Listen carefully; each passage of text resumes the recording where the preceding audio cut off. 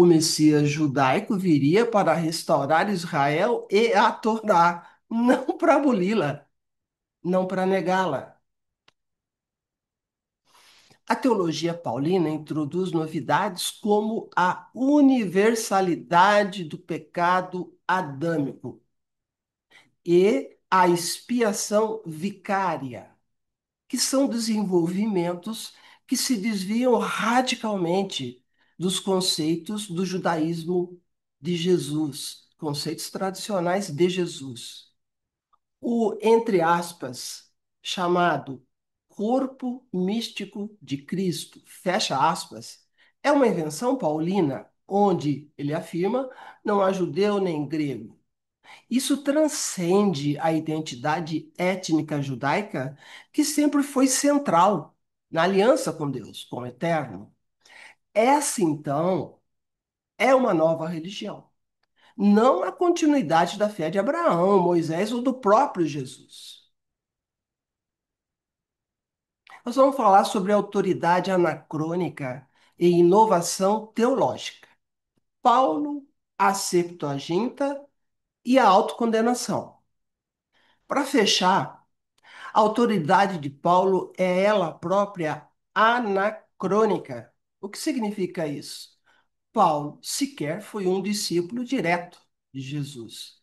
Ele não foi chamado pessoalmente por Jesus, como as demais colunas de Jerusalém.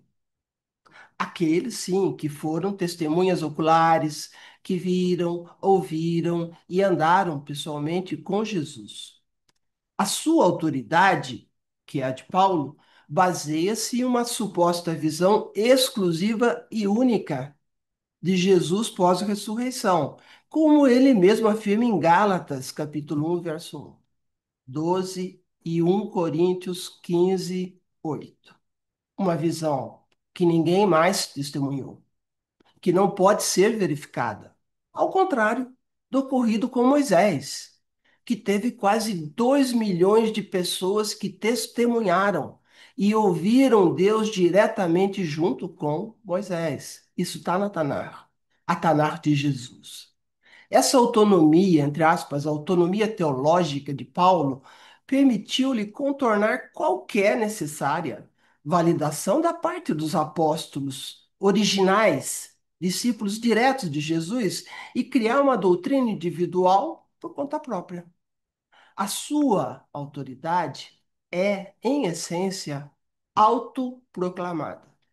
E aqui reside uma das maiores ironias e contradições.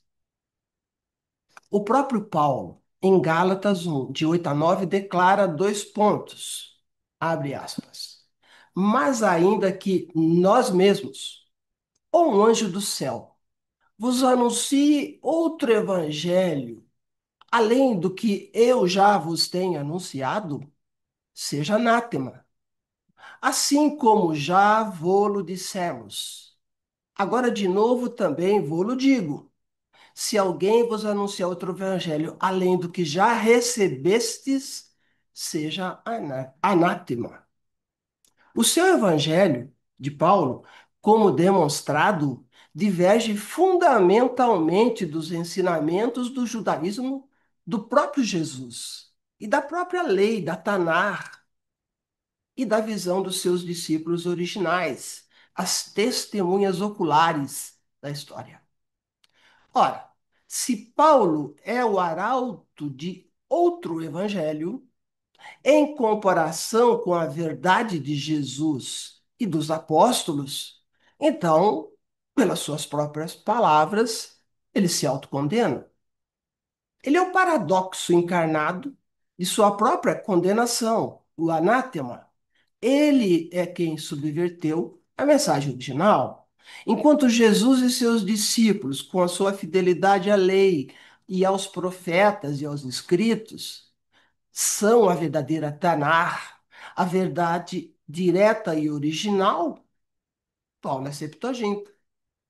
Ele é a tradução, a interpretação, o desvio que se tornou a fundação de uma nova religião, que se distanciou fundamentalmente dos ensinamentos de Jesus.